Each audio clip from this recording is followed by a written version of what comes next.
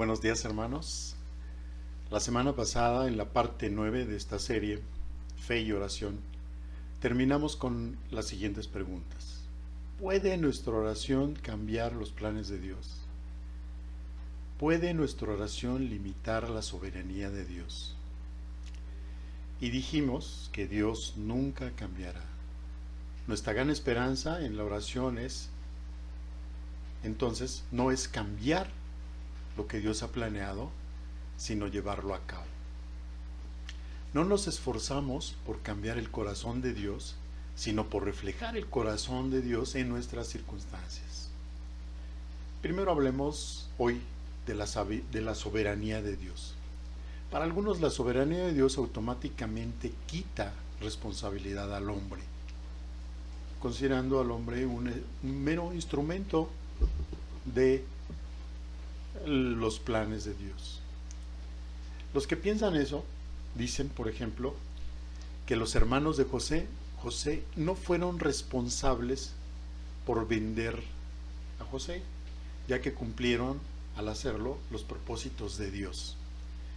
Ahora, con respecto al evento central en la historia de la salvación, dicen que ni judíos ni romanos eran culpables por la muerte de Cristo Jesús en la cruz, ya que ese era el propósito de Dios, que Cristo muriera en la cruz y que Cristo solamente buscaba cumplir su propósito. Según esto, ellos eran sencillamente instrumentos en las manos de Dios y por tanto no son culpables. Pero la Biblia no enseña eso. Veamos lo que dice, recordemos lo que dice en Efesios 11. Dice que hace todas las cosas según el designio de su voluntad. Obra a través de las acciones libres de los hombres y juzga a los hombres que hacen maldad, aun cuando esa maldad sirva para el propósito soberano de Dios. En Génesis 50:20 dice: José dice, hablando a sus hermanos, les dice: vosotros pensasteis mal contra mí, mas Dios lo encaminó a bien para hacer lo que vemos hoy, para mantener en vida a mucho pueblo. José consideró a sus hermanos responsables por su acción y al mismo tiempo reconoce que Dios, a través de esa acción, libre y responsable, mala por cierto, pero libre y responsable de ellos, cumple su propósito. En Hechos 2, Pedro, en el discurso allá en el día del Pentecostés, habla refiriéndose a Cristo y dice: a este, entregado por el determinado consejo y anticipado conocimiento de Dios, prendisteis y matasteis por mano de inicuos, crucificándole. No hay duda en cuanto a la responsabilidad de aquellos que crucificaron a Jesús. En todas estas cosas, Jesús fue honrado. Dios es glorificado a través de todo eso que ocurre. Ahora, la oración es un mandato de Dios, con el propósito de que Dios sea también glorificado. Por ejemplo, cuando pedimos la salvación de un pecador, reconocemos que a Dios pertenece el dar la salvación. No es algo que nosotros podamos dar, es de Dios. Dios exige que le adoremos y exige que oremos a Él. Así nos lo dice en su palabra muchas veces. Nosotros lo hemos leído aquí muchas veces.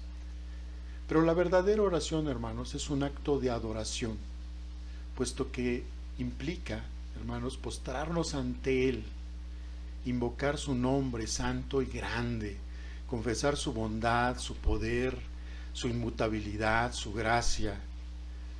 Y al reconocer su soberanía, mostramos que nos sometemos a su voluntad. De la misma manera, la oración redunda en la gloria de Dios.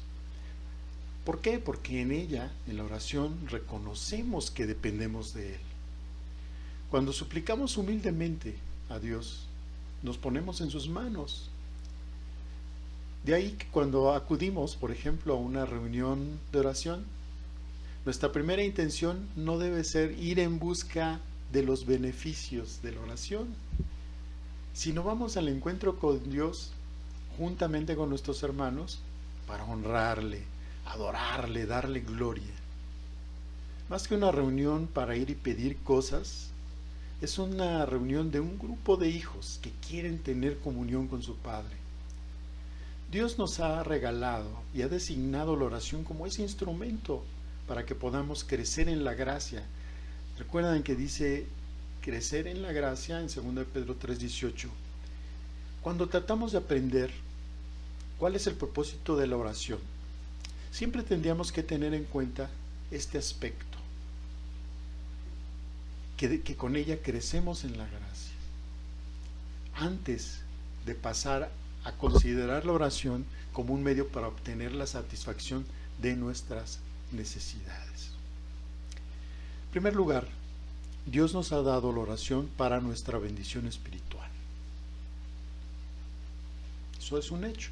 En segundo lugar, para nuestra humillación, para que al venir ante su presencia, ante la experiencia de la majestad de Dios, que esa majestad de Dios produce en nosotros, venga el reconocimiento de nuestra nulidad y de nuestra indignidad. En tercer lugar, Dios nos ha dado la oración para que podamos con ella ejercitar nuestra fe. Nuestra fe que nos ha sido dada por el Espíritu, que ha sido dada a través de la palabra de Dios, pero es ejercitada por medio de la oración. En cuarto lugar, la oración nos lleva a hacer cosas, nos lleva a tomar acciones, nos lleva a obrar. Por las respuestas que da Dios a nuestras oraciones, nuestro amor hacia Dios crece. Nada menos, el Salmo 16:1 dice, recuerden, amo a Jehová, pues ha oído mi voz y mis súplicas. Está diciendo que como consecuencia, como respuesta a que Dios ha oído nuestra voz y nuestras súplicas, amamos más a Dios. Nuestro amor hacia Dios crece. Ahora vamos a ver a Moisés. Cada vez que ocurrió una desgracia al pueblo de Israel, oraba. Moisés oraba y sus oraciones eran contestadas, incluso de manera sobrenatural. Cuando Dios decretó que Moisés no entraría a la tierra prometida, entonces Moisés oró, pero esta vez fue diferente.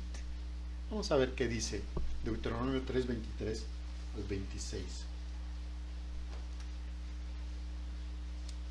Y oré a Jehová en aquel tiempo, diciendo, Señor Jehová, tú has comenzado a mostrar a tu siervo tu grandeza y tu mano poderosa, porque ¿qué Dios hay en el cielo ni en la tierra que haga obras y proezas como las tuyas?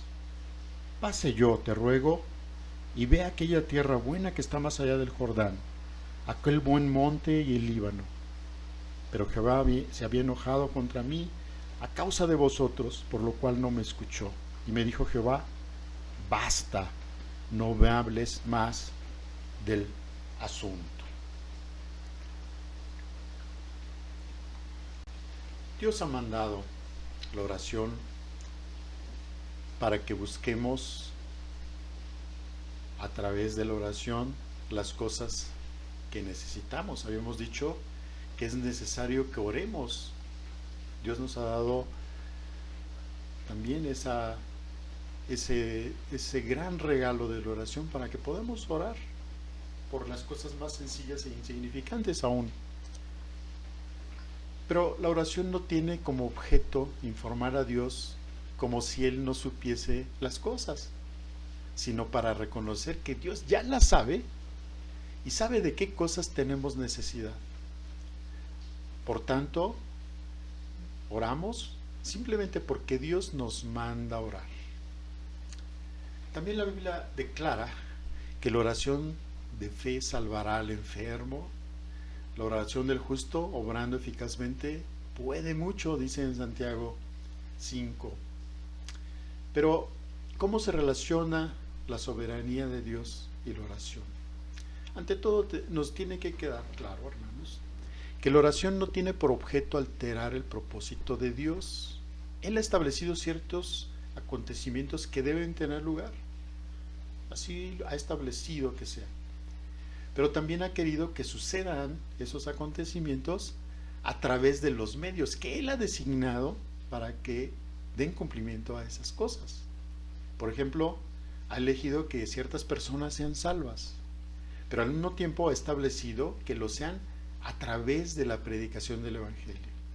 Y entonces todo ha de ser dispuesto para que estas personas lleguen al conocimiento de Cristo a través de la predicación del Evangelio. Tenemos que cambiar de alguna forma nuestras creencias sobre la oración cada día para que estén más conforme a las Escrituras. Una idea común de algunas personas es: me presento ante Dios, le pido algo que necesito y espero a que me lo dé. Pero esta idea sería simplemente rebajar a Dios a la categoría de un siervo. Él hace lo que le decimos, le damos instrucciones. ¿No es así? A veces le estamos dando, en nuestras oraciones, le estamos dando instrucciones a Dios. Haz esto y hazlo así, de esta otra forma. Entonces pensamos que Dios cumple nuestra voluntad al conceder nuestros deseos. Pero no es eso, hermanos. Orar es presentarnos ante Dios, contarle nuestras necesidades, encomendarle nuestros caminos, dejar que haga según a Él le parezca mejor. Y entonces así sometemos nuestra voluntad a la suya. Decía el Señor Jesús, estando en el Getsemaní, decía: no se haga mi voluntad, sino la tuya. ¿Recuerdan? Justo antes de ser llevado a la cruz. Pero podemos pedir cualquier cosa que queramos, lo hemos leído en Juan 14. Recuerden Juan 14, 13 y 14 dice: y todo lo que pidiereis al Padre en mi nombre, lo haré para que el Padre sea glorificado en el Hijo. Si algo pidiereis en mi nombre, yo lo haré. Esas palabras constantemente las recordamos, porque es una gran promesa de Dios. Pero esa gran promesa no nos da no es un cheque en blanco para aquellos que oramos, ¿verdad? Porque ¿qué es pedir en el nombre de Cristo? Dice: si algo pidierais en mi nombre, yo lo haré. ¿Qué es pedir en el nombre de Cristo? Más que una fórmula para terminar la oración, porque lo hacemos ya como si fuera una fórmula de terminar las oraciones, es solicitar algo a Dios, pero que necesariamente es de acuerdo con lo que Cristo es. Pedir como si Cristo mismo fuera el que hiciera esa súplica. La verdadera oración es comunión con Dios. De modo que va a haber pensamientos comunes entre la mente de Dios y la mente nuestra. Es necesario que Dios llene nuestros corazones con sus pensamientos. Dice en Filipenses 4, dice: todo lo bueno, dice una lista de cosas, en esto pensad. Y de ahí viene la paz de Dios que sobrepasa todo entendimiento y va a guardar sus corazones y sus pensamientos, para que los deseos de Dios se conviertan en nuestros deseos y vuelven a través de la oración de nuevo a Dios. El punto de unión entre la soberanía de Dios y la oración cristiana está expresado en 1 de Juan 5:14, que dice: y esta es la confianza que tenemos en Él, que si pedimos cualquier cosa conforme a su voluntad, Él nos oye, conforme a su voluntad.